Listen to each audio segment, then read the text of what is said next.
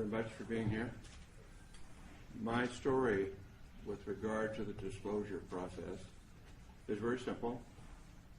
I grew up in Roswell, New Mexico, the site of the first UFO crash, the alleged UFO crash.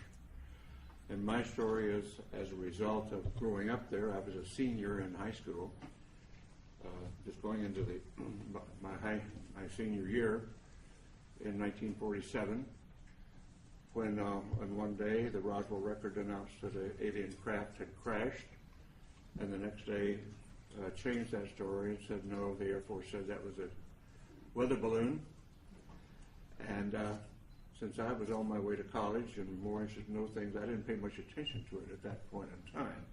However, my family was in the agribusiness. My grandfather was a cattle buyer and sold registered Hereford bulls to the ranchers in the area, knew everybody in the area, and the Pecos Valley and beyond, sold cattle into Arizona, western Texas, and was affectionately known as Bull Mitchell in those parts. And so it was not unsurprising to me later on that the lore of the area, of our friends and the people in Roswell, including the sheriff's department, and a military friend of ours, a major, who was also turned out to be a friend of Jesse Marcel, who was the first Air Force officer on the site of the crash. And this Air Force officer was in administration. He was not really involved, but he eventually told me his story, and that's how I became involved.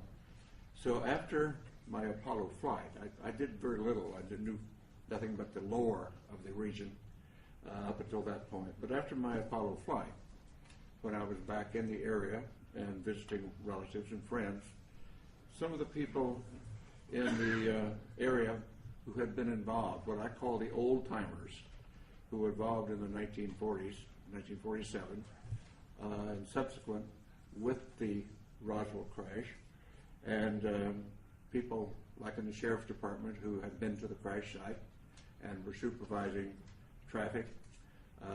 My friend and friend of our family, the major, who was an office mate of in the administrative function at Walker Air Force Base. These folks, because they had been shushed and told not to talk about their experience by military authority in those days, and on dire consequence if they did, felt that here in the 70s, many, many years later, that they didn't want to go to the grave with their story. They wanted to tell somebody reliable. And being a local boy, and having been to the moon, they considered me reliable enough to whisper in my ear their particular story and their association with the Roswell crash, including the family of the undertaker who provided coffins for the alleged alien victims, and others on site who had been involved or knew the story. And of course, eventually I ran into Jesse Marcel Jr., the son of the Jesse Marcel, who was the first military officer on the site, and knew his story, and knew his story well, and we became friends in later years in this disclosure movement. And at some point, about 10 years ago, and I can't remember what date it was right now, when the disclosure movement was going strongly, I came here to Washington with a Navy commander by the name of Will Miller and Dr. Stephen Greer, and we were able to get an appointment at the Pentagon to talk about what we knew, or what we allegedly knew, what we thought we knew, and went and told our story.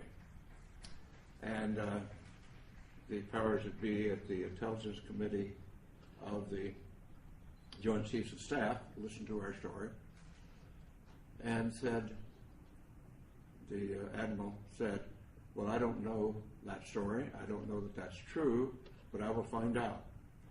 So we departed, went on our way, and subsequently learned through Dr. Greer and through Will Miller, and that those stories have been confirmed, and that the admiral had been denied access when he tried to get into the inner workings of that process.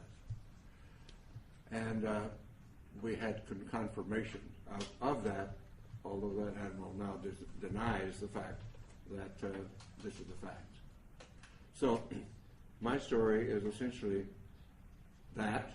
I do have no first-hand experience with the ET effort, except the fact that I know all of these research people that you'll hear from today, and those some who are not here today, who have spent a long amount of their lives and time doing research into the alien visitation, UFO crashes, and so forth.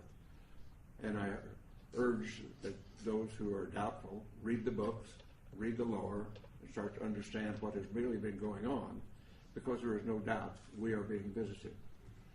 And as a person who is a part of the first generation of being a spacefarer of our civilization and having gone to the moon, and realizing that I do and many of us do now, that have seen the Hubble pictures from space, the universe that we live in is much more wondrous, exciting, complex, and far-reaching than we were ever able to know up to this point in time.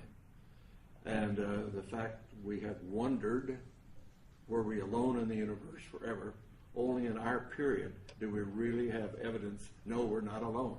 We're just one planet with intelligent life on it, and probably it is time, now that we are spacefarers on our planet, that we get active, because we're really universal beings. And in the long stretch of things, if we think about it in the longest possible range, we realize, and I realize this from my studies in astronomy and astrophysics, our sun will burn out in due course, and we have to be off this planet if our species is to survive. So anybody, any species, any planet that is on around the mainstream star like ours is, only has a finite amount of time on that star before it burns out. And so our destiny, in my opinion, and we might as well get started with it, is become a part of the planetary community of nations, of planets, just like when we were much newer on this planet, and we found tribes over in the next valley or across the next mountains, and we started forming communities then and reaching out beyond ourselves. At this point in human history on this planet, we're now starting, and ready should be, to reach out beyond our planet and beyond our solar system to find out what is really going on out there. And the 20th and 21st century that we now live in, the beginning of the Industrial Revolution really didn't take off until the 19th century. And I tell the story to some of my younger audiences, particularly in schools, that my great-grandparents went across from South Georgia to West Texas in a covered wagon at the end of the Civil War in the 1870s. My family, my father's generation, was involved with going off the planet in aircraft. And less than 100 years later, I went to the moon. So from covered wagons to going to the moon in less than 100 years is the history of the development of our civilization in not our lifetime, but a couple of generations. And so it's time to start thinking in those terms.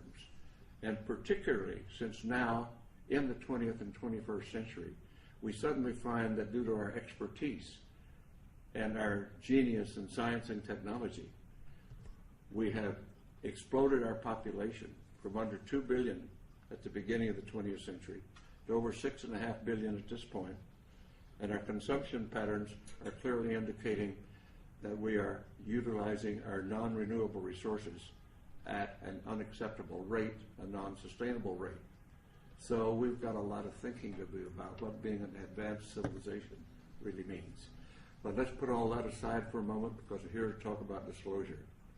And what I am suggesting is it is now time to put away this embargo of truth about the alien presence. And I call upon our government to open up like other governments have, and you will hear about that this morning, like the Belgians have, the French have, the Brazilians have, the Argentines, the Mexicans have all released their files. It's about time now that we do the same thing and become a part of this planetary community that is now trying to take our proper role as spacefaring civilization. Thank you very much for your time.